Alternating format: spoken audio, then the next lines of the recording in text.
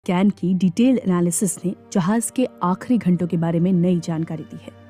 ये exact 3D model दिखाता है कि जहाज किस तरह से बर्फ के टुकड़े से टकराने के बाद 2 टुकड़ों में टूट गया और डूबने लगा, जिसमें साल 1912 में 1500 लोगों की जानें चली गईं।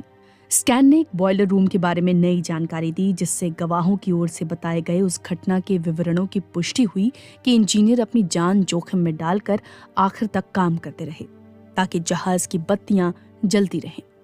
इसके अलावा एक कंप्यूटर सिमुलेशन ने यह भी बताया कि जहाज के हल में कागज के A4 शीट के साइज का छेद टाइटैनिक के डूबने का कारण बना। टाइटैनिक विश्लेषक पार्क्स स्टीफेंसन ने कहा कि टाइटैनिक खुद इस आपदा का आखिरी जीवित गवाह है और उसके पास अभी भी हमें बताने के लिए कहानियां हैं। इस स्कैन की स्टडी एक नई documentary Titanic the digital resurrection के लिए की गई है, जिसे नेशनल जियोग्राफिक और अटलांटिक प्रोडक्शंस ने मिलकर तैयार किया है। ये मलबा, जो अटलांटिक महासागर के बर्फीली पानी की गहराई में 3800 मीटर नीचे है, अंडर वाटर रोबोट्स का इस्तेमाल करके इसे मैप किया गया था।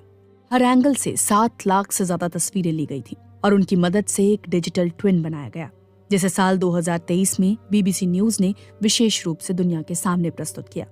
क्योंकि ये मलबा इतना बड़ा है और समुद्र की गहराई में है, तो वहां सबमर्सिबल्स की मदद से खोज करने से सिर्फ कुछ ही झलकियां दिख पाती हैं।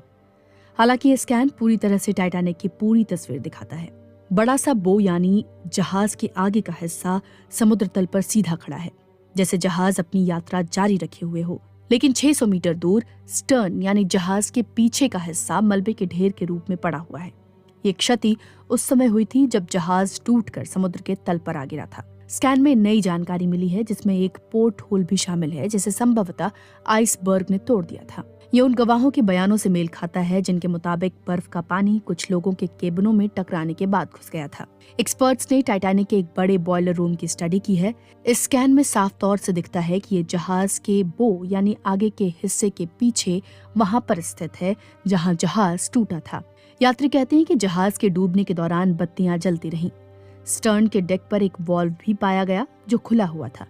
इससे पता चलता है कि भाप बिजली उत्पन्न करने वाली प्रणाली में उस वक्त प्रवाहित हो रही थी। यह इंजीनियरों की टीम की ओर से किया गया काम हो सकता है, जिसका नेतृत्व जोसेफ बेल ने किया था, जिन्होंने बॉयलरों में कोयला डालकर बत्तियां जलती रखी थी।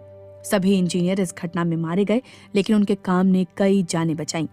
ये टाइटैनिक के ब्लूप्रिंट से बनाए गए एक डिटेल्ड क्रिएटिव मॉडल जहाज की स्पीड, डायरेक्शन और उस वक्त की स्थिति की जानकारी का इस्तेमाल करता है ताकि ये अनुमान लगाया जा सके कि आइसबर्ग से टकराने के बाद हुए नुकसान का असर क्या था। सिमुलेशन ये दिखाता है कि जब जहाज आइसबर्ग से टकराया तो एक क्रैक के साथ साथ कई छेद हो गए।